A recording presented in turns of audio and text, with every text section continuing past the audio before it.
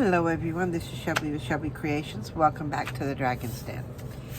Yeah, I got a piece of paper down here trying to hide the glare, but it's sort of shadowed too because that's my iPhone and the light's right above it. But anyway, really nothing working on today as far as projects, but I did want to come and talk to you about two topics: paper and cards. You know, I keep telling y'all to shop your stash, shop at home, shop your craft room. And I did that. I have a couple of iris cases, you know, one big one for sure, and then the smaller one. I don't know if the smaller one's an iris, but I went through, then there's still, I think, one back in the corner that I can't reach. But I did go through the two that I do know about. See, unless we actually go through and look at our stuff, we don't know what we have. But I went through and I pulled out that thick iris container. This isn't it, but this is the size I'm talking about. You know, one of the big ones. That actually, this one here actually holds a complete collection of for a memory album. And then I've got the smaller one that is this one here that is really thin, and these hold specialty papers. And by specialty papers I mean some that have foiling. Most are in the plastic sleeves. Let's see if I can get it up, because this, and these are foiling. These are papers that I picked out for a specific project. I've got certain other ones for another project, but these are the ones that I had bought and set aside for, you know, certain projects. Still haven't gotten to them, but I've got to start using these, which means I've got to start getting projects done. So what I did with the big one, I divided it up into 4 categories. I've got double-sided cardstock, I have one-sided cardstock, and then I have the regular, like, copyweight paper. Then I went through every single sheet, and that's where my 4th column comes in. My why did I buy this this paper column. And I came out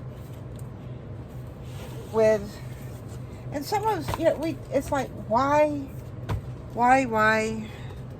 I don't know why I bought that one. It hurts my eyes to even look at it. Then there's this one, not really colors that I would use. Then there's some in here that were duplicates and triplicates, and one that I had like 5 or 6. And this is all paperweight. Back here, starting with the craft paper, it's all cardstock. Some of it is double-sided, some's not. But I think most of these came out of a paper pad. But that's a lot of paper. So what do we do with paper that we're not really thrilled with anymore, or we've got that one that comes out of a paper pad, we know we're not going to use it. What do you do with it? Well, one thing that I like doing it is something like this.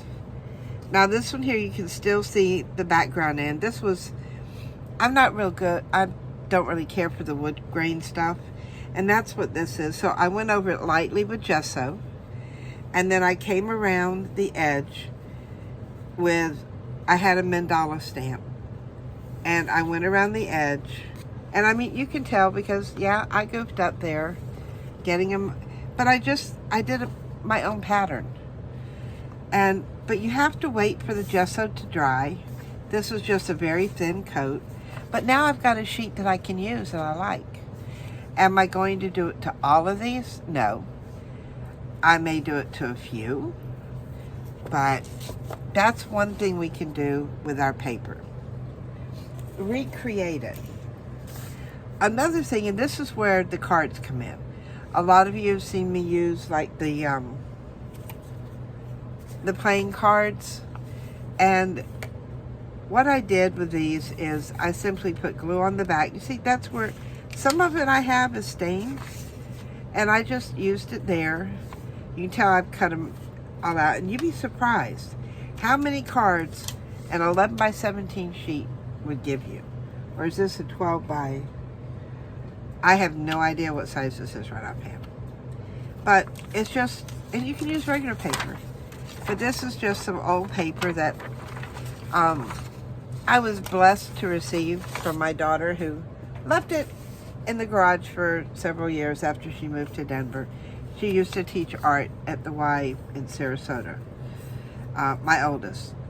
So I covered and what I did was I covered the back side, because when I covered the front side, or the face card, this part, this would show through underneath. And I didn't really want that done. So all you do, and these are scraps. Some of them are from scraps. And you don't really have to, oops, hang on just a moment, I dropped one.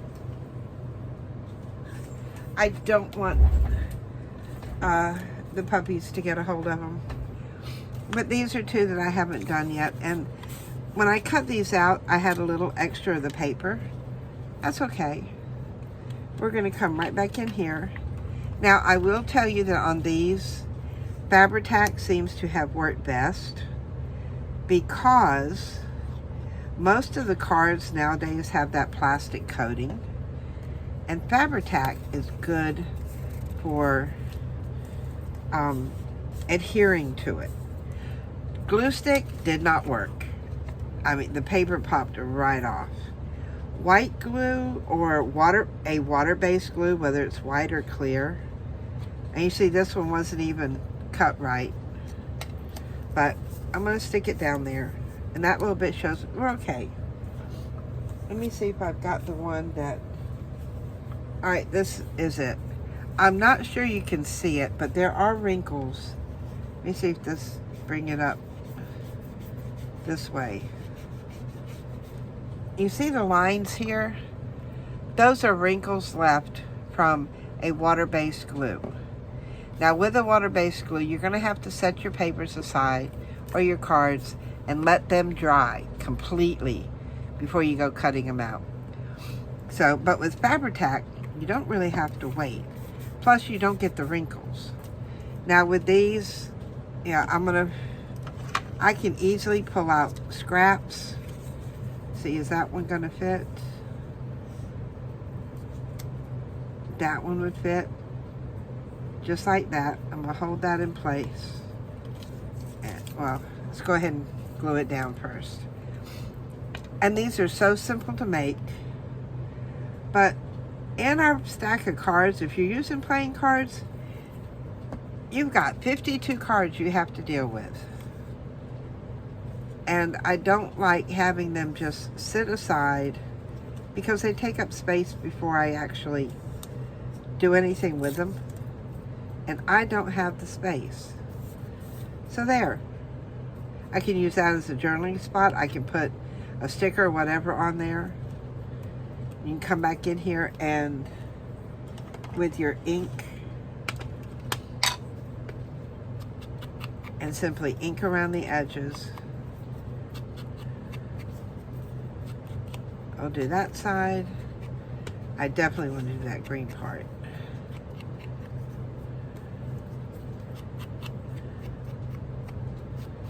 Trim them off, and there, there's a card. This one here, what if maybe I want to do something different? I've got some little pieces that I tore off. Oh, that's definitely not going to work. That would work. Just a little something to cover up that.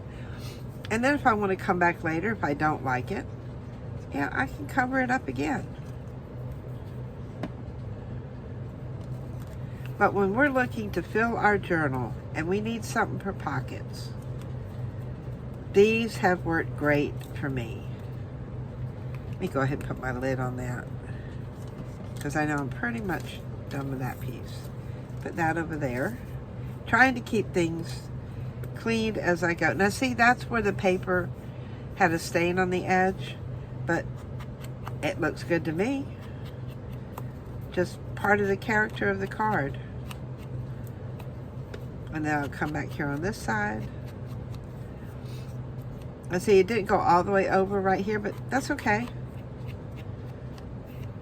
At least that, but you see how that one, you can see what was underneath it. You can see the 7 of clubs design. So I'll probably come in and maybe put something more over that. But I went through with my scraps and with my papers that, you know, like, what am I going to do with these? Why did I ever buy these things? And I now have cards. I did regular playing cards. I've got a stack of those. I've got more playing cards. And this is just one deck of each. These are the little mini cards. I know you've all seen me work with these in one of my recent videos. So here's the rest of that deck. What I had of the deck. And then I had some tarot cards. Tarot, I'm not quite sure the proper pronunciation. But I had a whole deck of those. And I've used a couple. But let me get these other ones out. And this is what I have of those. They're all done. Yeah, so most of these have, that's on one side, but when I turn them over, I see for my scraps.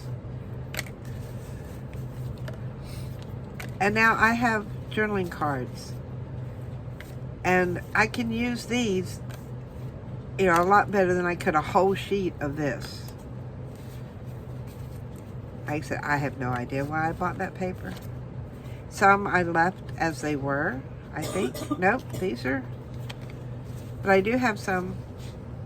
I think I have some somewhere that are both sided. Yep. Got a few that are still plain. And then book paper on one side. Plain on one side. But now I've got things that I can pull in and use. And I can come in here and just punch a hole in there if I need a tag. You can repunch the corners and these are thicker. So it's easier doing it with the Crop-A-Dile.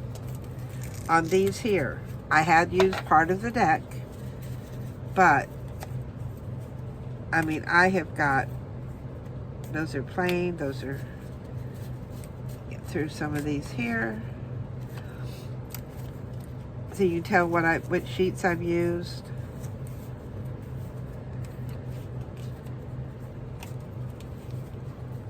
And this is just, you know, one of the things that has kept me busy the last couple of days.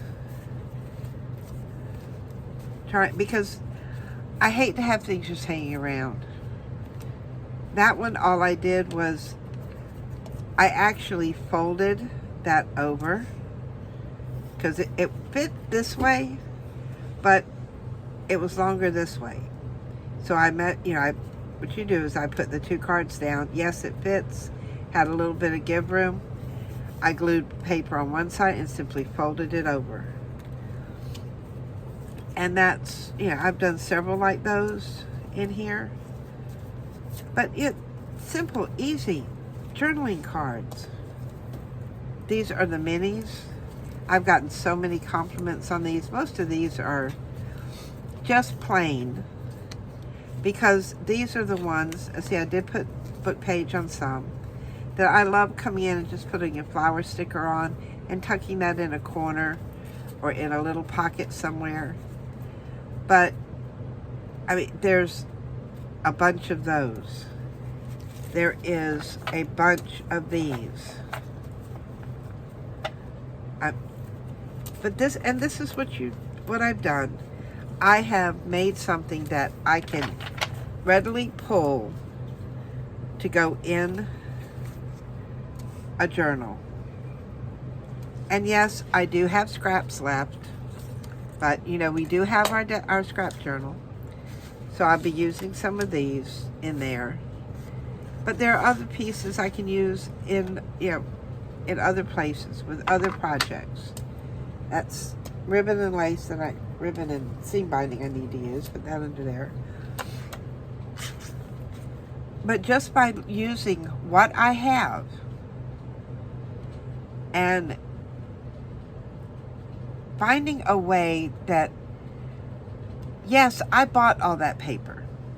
I mean, I admit it, I bought it. Sometimes I don't know why I bought it or what I was thinking when I bought it, because what we use today in 6 months to a year, we may not like again. Or it may be not what we're working in. Or maybe it just doesn't strike us as something we want anymore. Find a way to reuse it. You paid good money for it. So this is a way to get your money's worth and use what you have. I'm trying to get all these stacked up here. They don't. Oh, yeah, it's not my day. So that is quite a bit that I now have that I can work on or work with. Oh, and believe me, I will be using them. Because I found out I like using little things like this. I mean, the little ones were thin, but once you put the paper on it, oh, that was two, they have some stiffness to them. These definitely have stiffness to them. And these here, these could even be little writing boards if you've got a smaller journal. That could be used as a writing board. So many different things that you can do with them. So that's our topic for today. Paper, and cards. One more little tip, little hint. While I'm sitting here looking at it. I thought I was down to one bottle of Fabri-Tac. Cleaning out my drawer, which is another reason I say shop your stash, I found 2 more bottles. And they weren't completely full. And then as I pulled more out, I now have 2 full bottles, 1 bottle that I've completely used, and this one here is down to here. And I thought I only had 1 bottle. But look at this tip on this one. This is the one I like because I can cut the bigger hole, and then it's easier to refill my smaller bottle because I'm not pouring it, and then you get that volcano effect. This was the top that originally came on it. I actually cleaned this top here out and reuse it with each bottle, because with this top, once you pop that little thing off, there's a ridge where this cap will connect. But in order to get down to where you can have a decent pouring hole, you have to cut almost to that ridge. And then when you do that, your cap does not go back on. Now this one, didn't even poke the hole in the center or anything. That is a cap off a brand new bottle. But this one here, I don't like. And the only reason why I have it is so I can show it to you. So now it goes in the trash. This is the top that I like. So this is the one that I reuse. Because if I go to the store and I have one that's got the other top, I need this one when I get home. Just ease of use. And I'm just going to show you here just for demonstration purposes. When I take that off, and I open the whole thing, I can easily stick that in there to fill it up, and I can come almost to the very top edge of that because I have control. Whereas when you're pouring it like this, you do not have control, and then there's a bubble that will form before you know it, you're spilling all over. And as my very dear crafty sister Sherry Liberto says, hey, you got the lava effect. So that's just a little tip, if you're transferring your glue into a smaller bottle. And this is just the smaller Fabri-Tac bottle. So that's our crafty tip for today. I hope you enjoyed our topic of paper, and cards. And hopefully, not quite sure what, but we're going to be working on something else really soon. Probably our altered book. But in cleaning up, just between me and you, wait a minute, let me see, did I put it? Ah, I did find it, yes. I forgot where I put it. I put it in a place that I would remember. And I looked all over for this yesterday, couldn't find it. But we do need to start our altered book. And I think I'm going to do a different cover for it. These are all the pages that came out of it. And yes, I've used some on my cards. So we got a lot to work on. So if you like what I shared with you today, give me a thumbs up. Hit that subscribe button so that you'll be notified about our new project when it starts to air. So until next time, bye guys.